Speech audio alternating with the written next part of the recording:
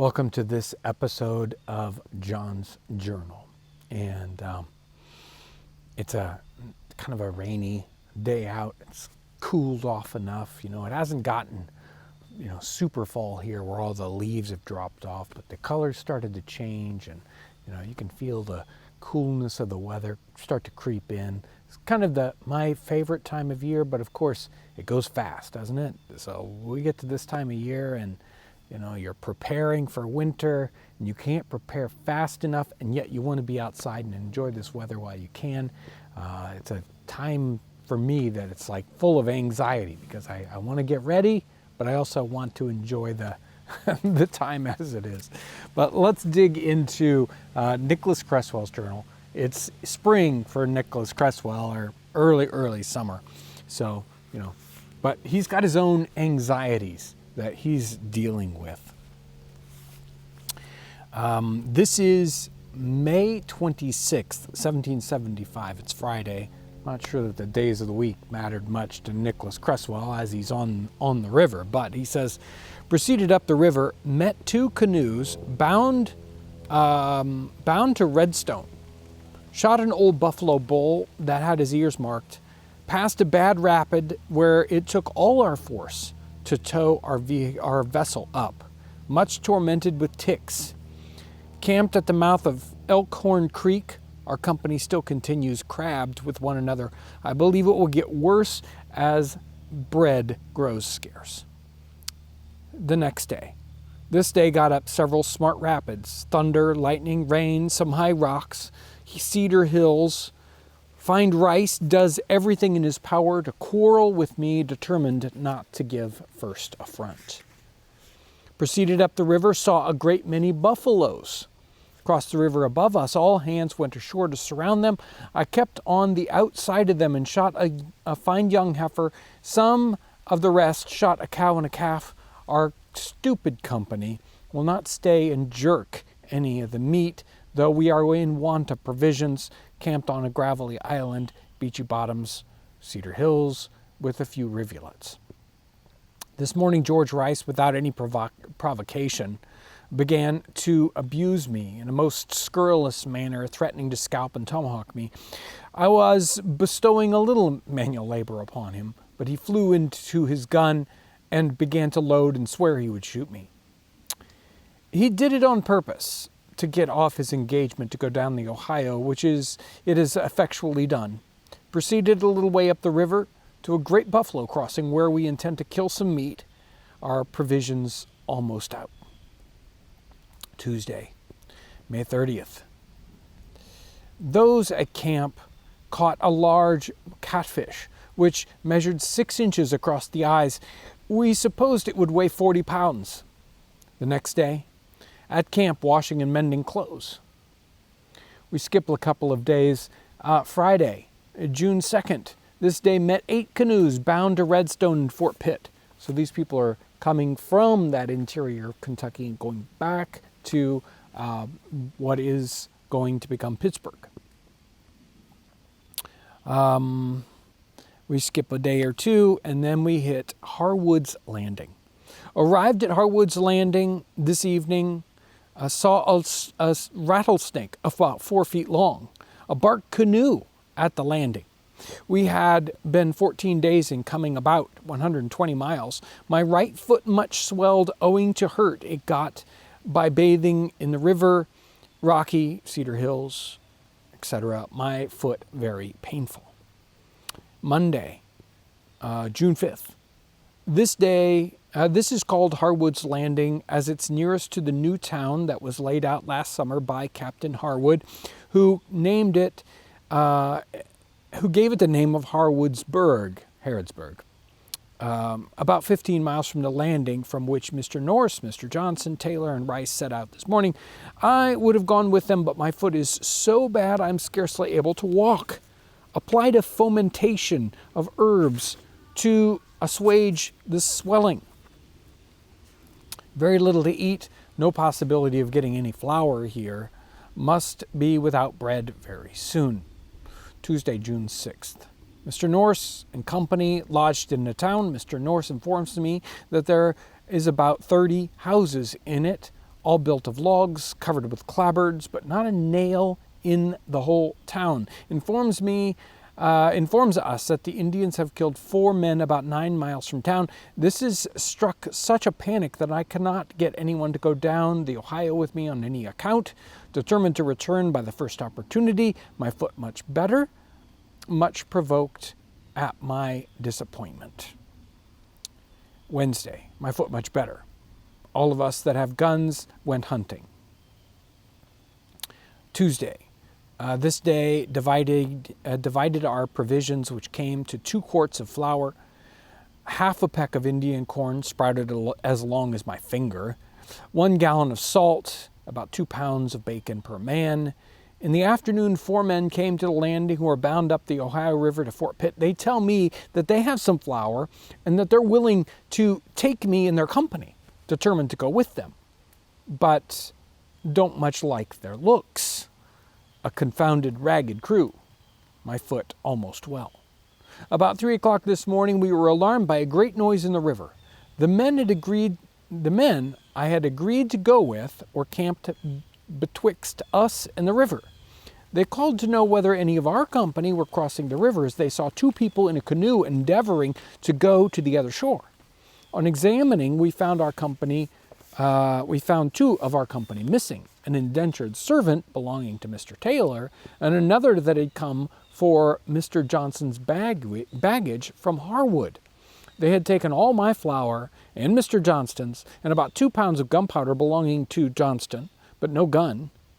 The people at the landing threatened to fire on them if they did not return, upon which they went ashore and took to their heels. They had set all the canoes adrift except that they took with them, which luckily struck on a rock till one of our company swam across the river and brought her over, and my flour, which they had got on shore, but in their hurry forgot. What can be their motive for running away in this wilderness country, I cannot conceive. My fellow travelers got the Charming Sally from my old company, put all our things on board, took leave of Mr. Norse, with whom I should have been glad to have returned, but he intends to go overland. This gentleman has treated me with great civility. My new company is Henry Tilling, an Englishman, Thomas Bryant, an Irishman, John Clifton and Joseph Bossiers, Americans, stopped at about 30 miles below the landing at a hunting camp where we got some buffalo meat. So he ended up at that deepest spot, or the most interior that he was going to get, Harwood's Landing. And he has this problem. Now, there's a few pointers I wanted to kind of draw out of this, which had to do with,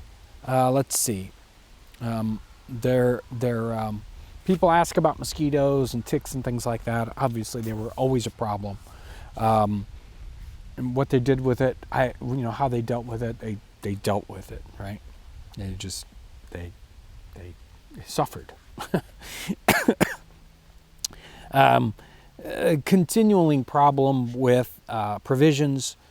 He really, bread, flour is so very, very important to him. They have to deal with the weather constantly. It's just raining on them all the time, and they have no way to get out of it. They are killing meat, but usually it's just eat it and go. And why they would kill more than one buffalo when they weren't going to preserve any, I have no idea. Don't ask me. Then he gets into this altercation with people threatening him, and sort of, somebody has to step in basically and keep this from getting violent. The great giant catfish is a great story. I love that. A lot of camping and mending of clothes here. The clothes do not hold up. They don't have a lot of clothes with them. We'll circle back to that clothing problem as we go further on. We also have the story of the rattlesnake, which continues to tell us that it is a dangerous place to be. We have to worry about hostile Native Americans. We have to worry about the river and the dangers there, and we have to worry about things like rattlesnakes and buffaloes. Those are dangerous, dangerous things. The getting hurt is really what I want to focus on here, though.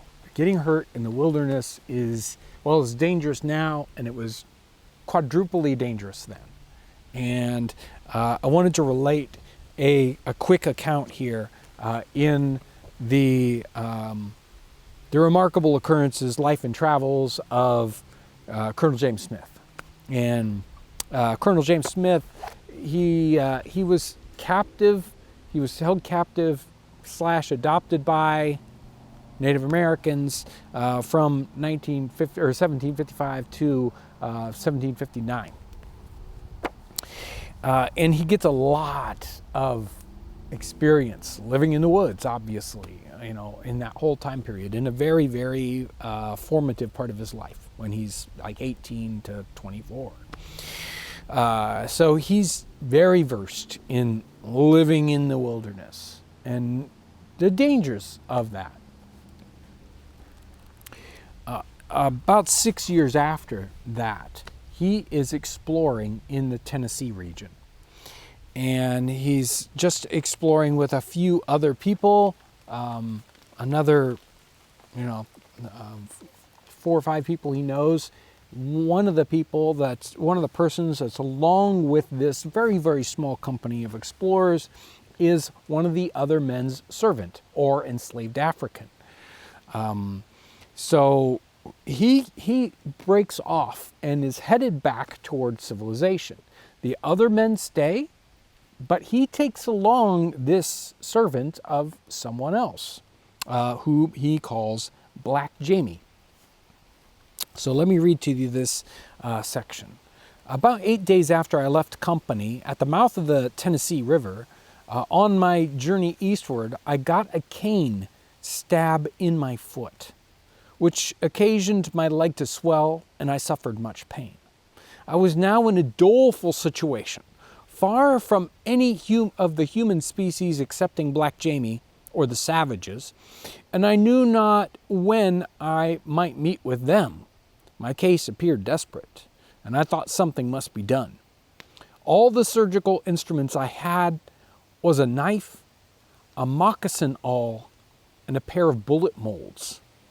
And with these I determined to draw the snag from my foot if possible. I stuck the awl in the skin, and the knife I cut the flesh away from around the cane. And then I commanded Black Jamie to catch it with the bullet molds and pull it out, which he did. And when I saw it, it seemed a shocking thing to be in a person's foot, any person's foot. It will therefore be supposed that I was very glad to have it out. He is in such a state after that he can't move.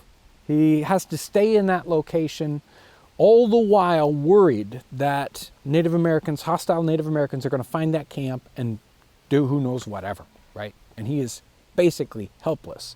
He just has one person to help him, and that's it. And that person does stay by his side and, help him through this entire period, like 2 weeks until he can move again. It's a pretty amazing story, pretty scary in his situation. He is at the mercy of the elements and whatever help he can get. And he has that other person go out and, hunt for him and, cook food, whatever it takes. And he does make it, obviously, back to civilization. But it's a great example of just how dangerous it is to be in these kinds of situations. Very, very interesting how these different stories interconnect and give us a similar story about what's going on, what it was like to kind of go back into the hostile wilderness as it was, Tennessee, Kentucky. This is, not too far away from that same, it's about a 10-year time period difference between these two, but extremely similar situations in many of the same ways. So of course, Colonel James Smith here, he knew how dangerous it was. Mr. Nicholas Cresswell, he's sort of bumbling through this. He really doesn't know how dangerous it is. Nobody else in that company in Kentucky wants to go further on down the Ohio River, where it's going to be even more dangerous. They're like, nope, not us. You can't get us to go. He's, like Mr. Magoo bumbling along with, arrows shooting over his head. He doesn't know what danger he's going into. And he says that. He says something similar to that effect. It's like, if I probably knew how dangerous it was, I wouldn't be doing this. Pretty amazing stories. Thank you for coming along with me as we dig into the journals. Dig deep into the journals, cross-reference, and try to understand. And imagine today, I can drive 4 miles south, or 4 hours south of here, 6-7 hours. I can drive through Kentucky, Tennessee. I can go right by the places where these people were at. And there are, millions of people living. Industry, houses, it's all built up in a lot of different ways. And then, nothing but trees and danger. So very different. We live in an amazingly different world. Thanks for coming along with me again as we dig deep. And thank you for being part of Townsends Plus. I wouldn't be able to do what I do on YouTube without having other kinds of support. You're part of that. Thank you so much. And I hope you have a wonderful day. Thanks for watching.